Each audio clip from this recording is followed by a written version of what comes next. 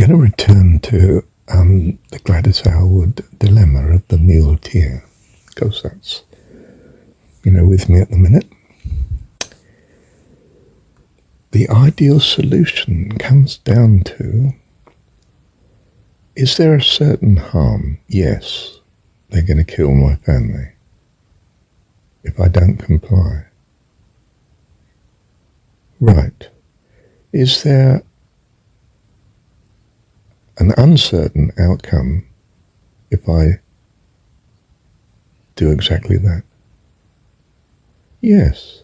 The uncertain outcome is that these munitions that I'm carrying through the hills would not otherwise get there, and that if they do get there, they will cause more harm than simply the death of my family. Now there's 2 points, there's 2 aspects now to be concerned about this uncertain outcome. First of all, we have to know it's uncertain. One is a certainty and the other's uncertain, and with uncertainty you don't know what the probabilities are typically. You've no idea if it's highly likely it'll cause much more damage, or if it's highly likely that, for instance,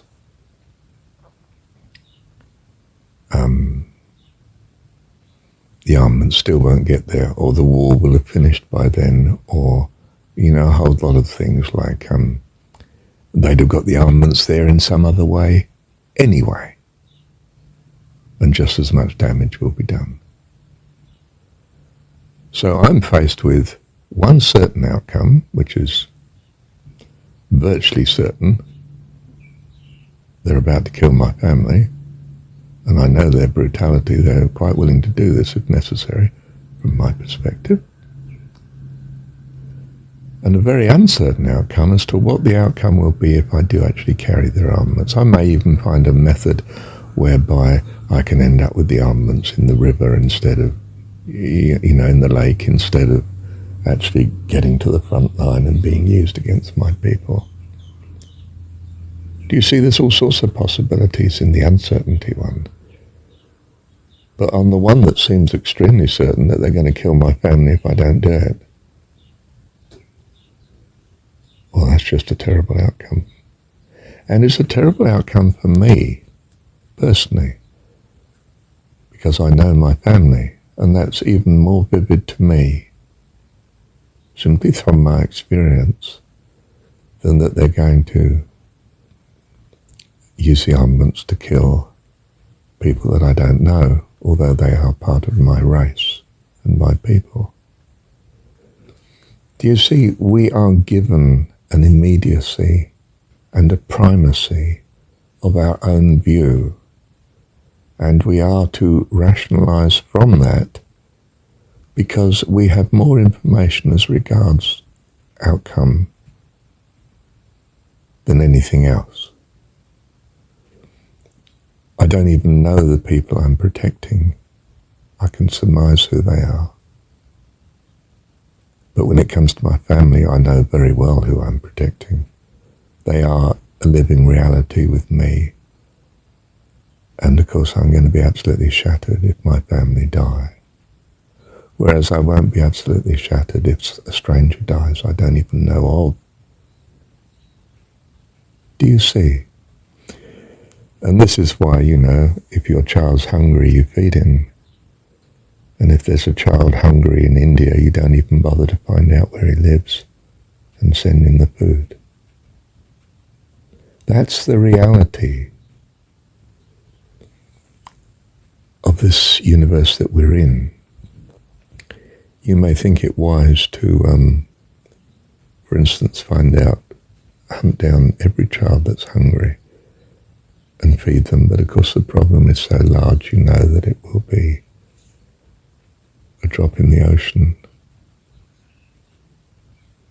Almost you may as well just concentrate on rescuing those that are near you.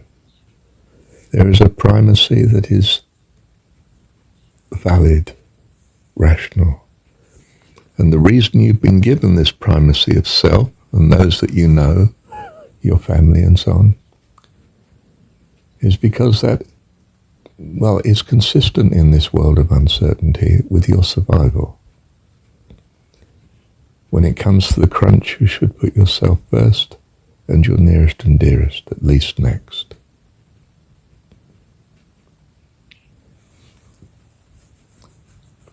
If we all put our nearest and dearest first and ourselves next, it's possible that there'll be nobody left. Think about that for a moment. I'm not sure about that, but think about it. Is that the case? Whatever, if we come back to the situation I'm attending to here in this recording,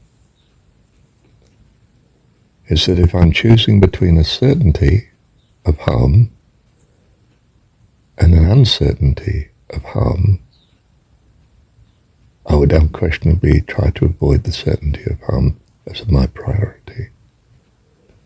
I may be able to cope, or God may cope, or something may be the outcome that's not so bad on the other option that's then implied.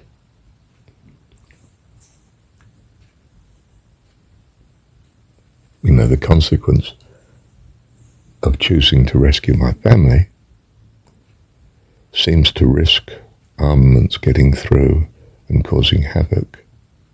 But I don't know. There's a lot of uncertainty in that, whereas there's very little uncertainty in the fact that this lot's going to kill my family if I don't do what they say. So I do what they say. Am I then to blame? I don't think so. The concept of blame is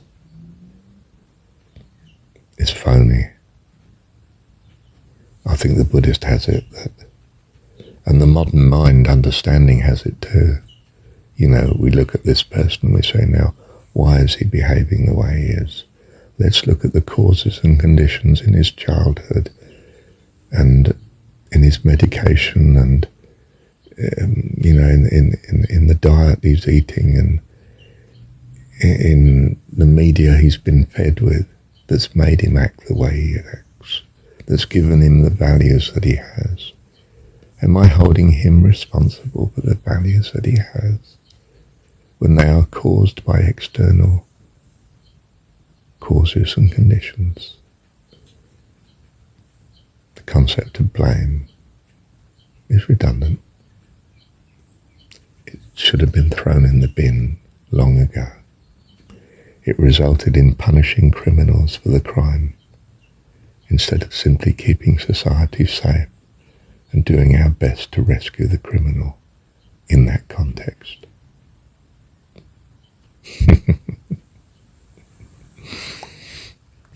So, when you're faced with a near certainty compared to something that's anything but a near certainty, then the near certainty should take the priority in your decision making.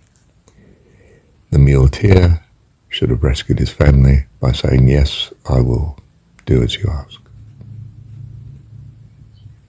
And it may be a lie. You may find some way of cheating the enemy. Well, that's what war is about. You don't have to keep your promise. You take them over the hills, but then you'll find some other solution that makes sure the armaments don't get through. Or you kill yourself and they can't be bothered to kill your family because they've got better things to do now. They're fighting a war. It gives your family a chance to escape, doesn't it, perhaps? Good. So much for rationality. So I'm not saying the myoolteer should have just been saying, well, this is wonderful, I'm sure God set it up. Thank you, Lord, for this wonderful experience. I'm saying he should do what's rational in the situation, and that will give him more time to thank God for the breathing space in which to see if there's other good possibilities that can come out of this before some apparent doom that he's now facing of delivering the armaments to the enemy. And I don't know what that is. And it might be that he wakes up by which I might mean a bomb drops on him, the myoolteer, and suddenly he's in paradise. I don't know. That's the reality of living in the universe of uncertainty. Thank you, Dad. Thank you, Dad.